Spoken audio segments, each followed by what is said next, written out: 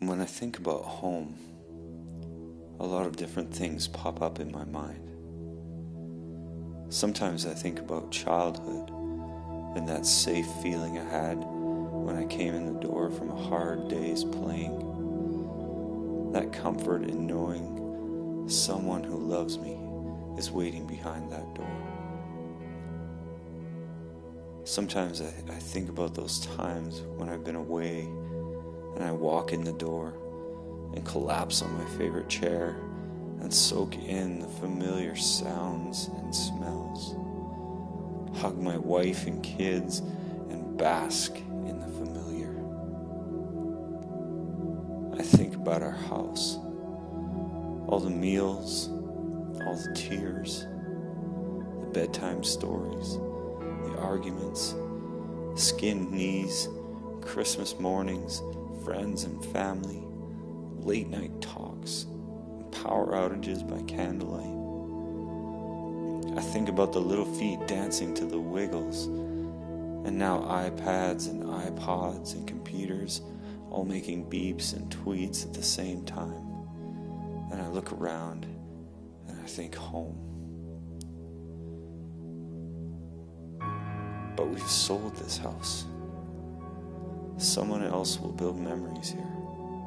Someone new will make this their home. A new web of relationships will fill these rooms, and these streets and paths and fields will be someone else's familiar. When I think about home now, I think of relationships. This month the goodbyes have started. I don't think we were ready for that. I don't think we're ever ready for that.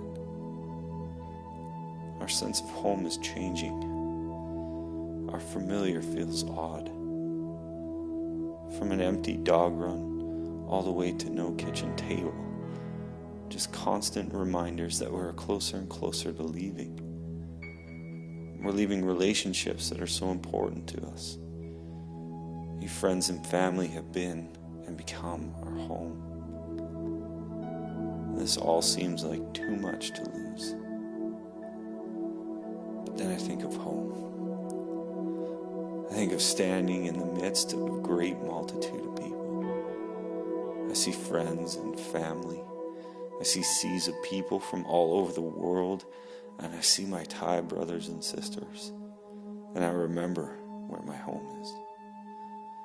I say to myself that this right now, this hard leaving these relationships, this stuff, it's not too much to lose.